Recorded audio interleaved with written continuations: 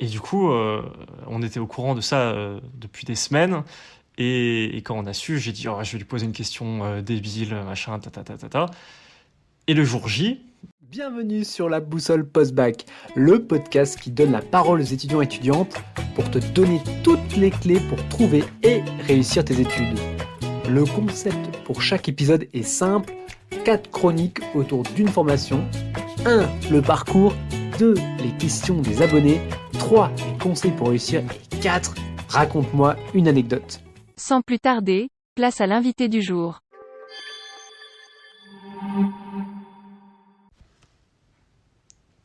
c'est lancé. Donc bonjour Antoine et bonjour à tous. Donc je me présente, je m'appelle Thibaut, j'ai 23 ans. Je suis ingénieur dans l'aéronautique et le spatial et je suis actuellement à ma première année de thèse. Je viens tout juste de commencer. Très bien. Est-ce que tu peux nous en dire plus sur ton parcours? Peut-être déjà commencer par quel bac tu as fait, quelles étapes tu as franchi entre guillemets pour arriver à ton niveau de thèse. Ok. Alors moi j'ai commencé donc à l'époque, maintenant ça a changé, mais j'ai commencé par un bac scientifique option physique-chimie. Donc je sais pas ce que c'est que l'équivalent aujourd'hui, mais voilà.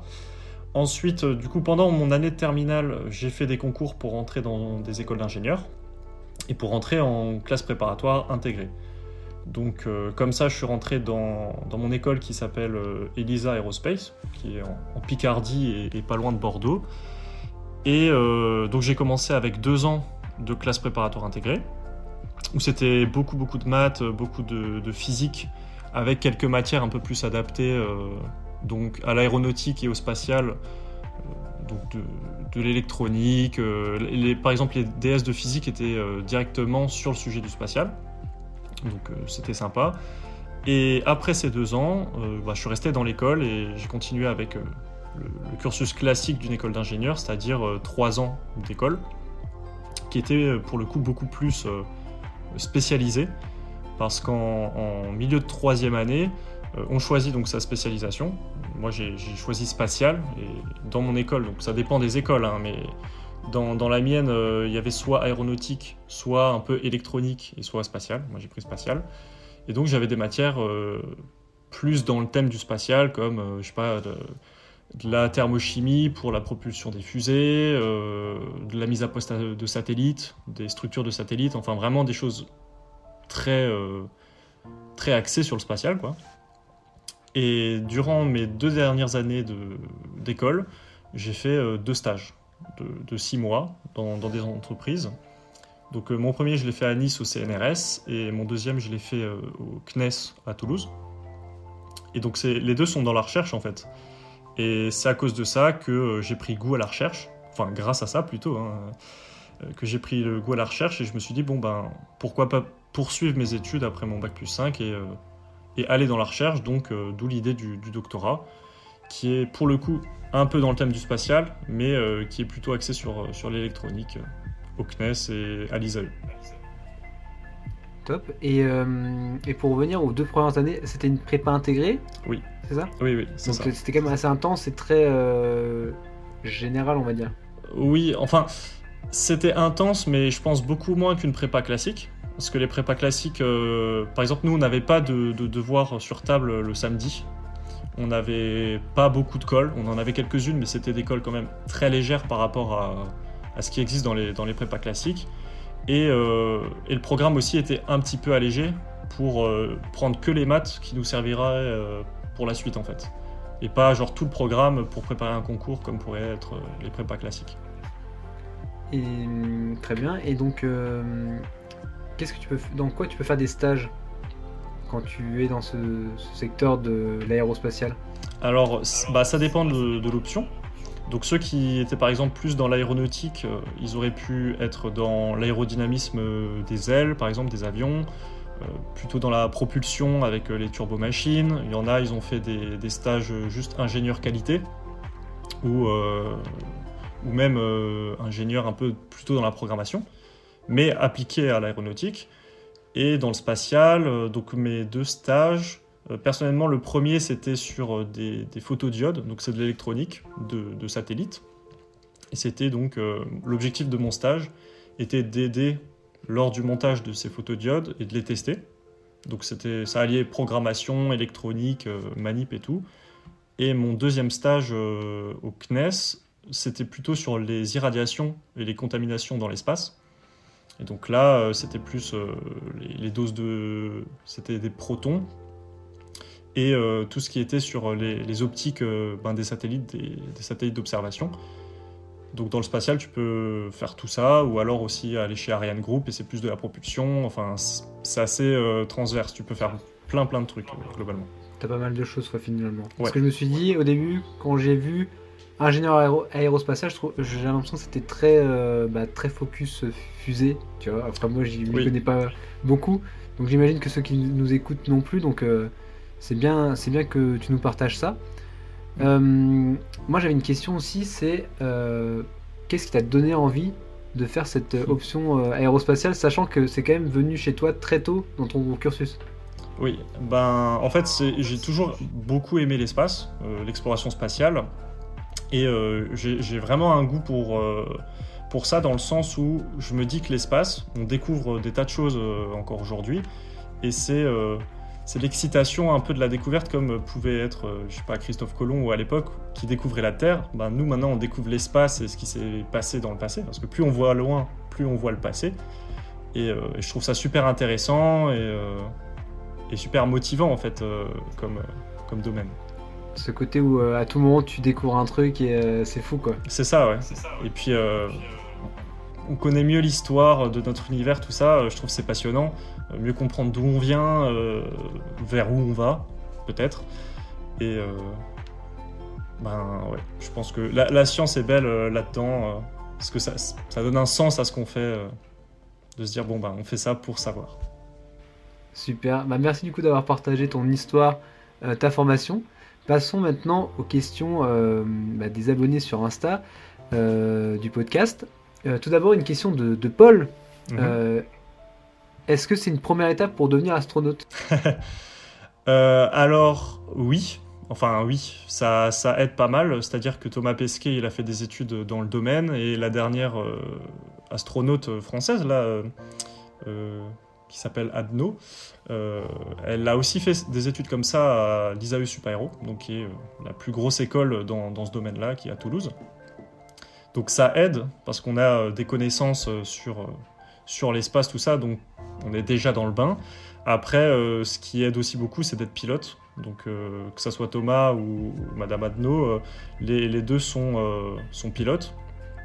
Donc ils ont la formation, mais en plus, il faut être pilote et faire d'autres choses, quoi.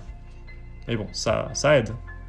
Ça aide, ouais, il faut quand même, pour être astronaute, il faut quand même avoir un gros bagage. Un paquet, un complet, quoi, le package complet. Oui. Super. Ensuite, question de Tom. Quels sont les établissements ou les universités qui proposent les études d'ingénieur en aérospatial en France? T'en as un peu parlé déjà. Oui, alors moi j'ai une idée plutôt des écoles privées.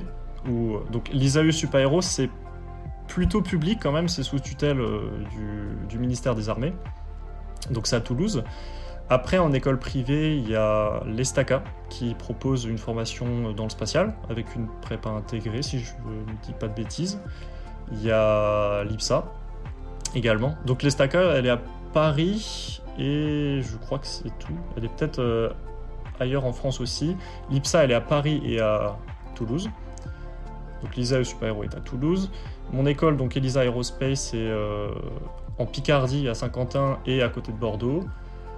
Et après, il y a d'autres écoles privées qui sont vraiment axées là-dessus. Mais par contre, au niveau université, moi, je suis pas sûr qu'il y en ait vraiment dans ce domaine-là, quoi. Ok, très bien. Et on finit avec une question de Manon. Est-ce que ton goal ultime, c'est de bosser chez Starlink? Alors, pas trop. Du coup, malheureusement, pas du tout même. Parce que Starlink, vu que moi j'aime bien l'exploration spatiale et tout, Starlink et les bancs de satellites là qu'il y a dans l'espace et qui aident pas les astronomes à voir les étoiles, tout ça, je trouve ça un peu gâché. Et donc, je suis pas trop là-dedans. Moi, mon goal ultime pour le moment, c'est de travailler au CNES un jour, en tant que permanent, on va dire, parce que j'ai fait des stages et tout, là je suis en doctorat chez eux, mais en tant que permanent vraiment. et voilà. Rester dans Et la donc le recherche. CNES, pour ceux qui nous écoutent, ça veut dire CNES. Centre national d'études spatiales. Très bien, Voilà. merci pour cette précision. Passons maintenant aux conseils. Quels seraient les 3 conseils que tu donnerais à quelqu'un pour réussir ses études autour de l'aérospatiale? Alors le premier, et je pense que c'est valable pour n'importe quelle école, et pour les études sup, c'est de trouver sa manière de travailler. Alors moi j'ai mis pas mal de temps à la trouver, mais il faut savoir vraiment comment on fonctionne et qu'est-ce qui nous aide à apprendre en fait. Parce que si on ne sait pas sa méthode de travail, eh ben, c'est compliqué de réviser, c'est compliqué de retenir les choses et tout. Et une fois qu'on l'a, en fait, c'est beaucoup plus simple. Donc je pense que la première étape en études sup, c'est de trouver sa méthode pour être le plus efficace possible. Le deuxième conseil, ça serait de jamais se stopper, enfin de jamais se dire non, c'est pas possible pour moi. Dans le sens où mes stages, j'ai postulé, mais à chaque fois je me disais je vais pas être pris, c'est impossible. Et au final, j'ai été pris, et pareil pour mon doctorat. Donc il faut jamais rester sur ses idées en se disant non, pas possible. C'est des trop grosses études, ou alors oh là là, c'est trop prestigieux. Non, pas du tout. Faut y aller, faut tenter, et puis la plupart du temps, je pense qu'on peut être surpris. Et oui, c'est ça, oui. Au pire, c'est quoi? C'est un refus. Bon, voilà. Si on n'avait pas tenté, peut-être on aurait été accepté. Et là, c'est beaucoup plus compliqué. C'est horrible comme sensation. Donc, faut jamais se dire non, c'est trop. Et le troisième conseil, je dirais, faut s'autoriser des pauses, entre guillemets, dans le sens où c'est des études qui sont quand même assez intenses. Mais donc, on se dit peut-être, oh là là, je vais pas sortir ce soir avec mes potes parce que non, il faut que je reste focus. Si je sors une fois, c'est fini. Non, de temps en temps, faut sortir. De temps en temps, faut voir des amis, voir sa famille, tout ça, pour décompresser. Et c'est quelque chose que j'ai pas fait dans mes premières années et que je regrette beaucoup maintenant. C'est ça qui fait les souvenirs, c'est ça qui s'ancre, qui crée la personnalité. Donc quand on est dans des écoles comme ça, faut savoir souffler un peu aussi. Il faut arriver à quand même laisser un peu une bulle d'air, même si ça reste, j'imagine, cadré, quoi. C'est ça, oui. Oui, c'est sûr que la veille d'un partiel, on va pas aller la teuf jusqu'à 6h du matin, non. Mais une fois de temps en temps... qu'il y a des périodes de creux où c'est à ce moment-là où tu te dis c'est le moment, quoi. C'est ça. Trop bien. Finissons avec la classique anecdote. Je suis sûr que tu en as une bonne à nous raconter. Je te laisse la parole. Ok, alors effectivement, donc j'ai une anecdote qui était assez marrante. Donc ça s'est passé dans mon deuxième stage qui était au sein du CNES, donc centre spatial à Toulouse. Et en fait, ça correspondait au moment, durant mon stage, il y a Thomas Pesquet qui est venu sur place, donc à Toulouse, qui a fait le tour un petit peu des différentes entités. Il est allé à Kourou, il est allé à la Cité de l'Espace, et il est venu au CNES pour faire une présentation de sa mission dans l'ISS et pour répondre à des questions. Et du coup, on était au courant de ça depuis des semaines, et quand on a su, j'ai dit je vais lui poser une question débile, machin, ta. Et le jour J, on rigolait encore, mais je disais non, vous inquiétez pas. Donc il est là, il discute et tout, je suis en face de lui, vraiment, je suis au premier rang.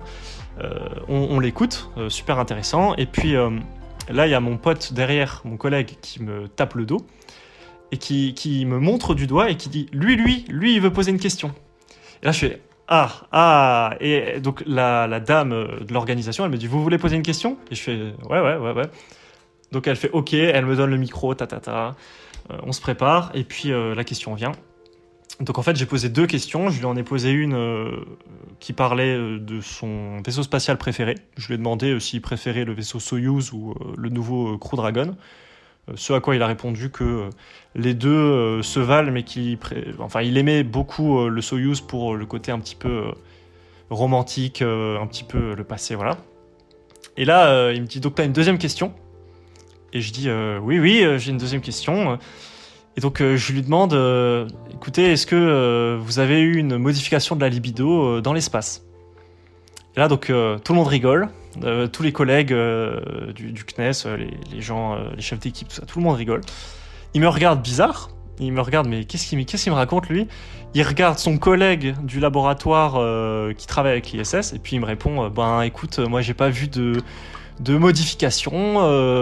Il y a vraiment qu'en France qu'on pose des questions comme ça. Et puis, voilà, on a rigolé là-dessus et l'anecdote a tourné. Et les gens au CNES en ont parlé pendant quelques temps et ils disaient c'est cet idiot-là qui a posé la question. Incroyable, mais je crois que celle-là, personne ne pourra la faire, cette anecdote. Mais après c'était l'occasion d'une vie, quoi. Mais pour ceux, alors peut-être il y a des gens qui écoutent ce podcast qui vont aller au CNES, faire un stage au CNES, peut-être travailler au CNES. Écoutez, tapez Thomas Pesquet et sa venue au centre de Toulouse en 2022 du coup. Et allez voir, parce qu'il y a la rediffusion de cette retransmission qui s'est passée. Et allez voir au milieu des questions-réponses. Tu sais quoi, on mettra le lien dans la bio de l'épisode. Il n'y a pas de lien, c'est interne au CNES. J'ai l'enregistrement, j'ai pris la partie, voilà, je l'ai s'il faut, mais c'est interne au CNES, c'est pas sur YouTube, c'est pas référencé. Très bien. Bon, merci pour les petits curieux qui vont aller chercher ça. Ouais, mais je te l'enverrai, t'inquiète. Très bien, merci d'avoir partagé cette anecdote, merci d'être passé sur le podcast et on se revoit très vite. Merci à toi de m'avoir invité et puis on se revoit bientôt. Salut. J'espère que cet épisode t'aura plu. Parle-en autour de toi à ton frère, ta sœur, tes potes. À tout le monde, quoi. Et si tu as encore des questions sur cette formation, viens les poser sur Insta. Like, commente et abonne-toi. Tu connais la musique. Merci, tu es au top. Ciao.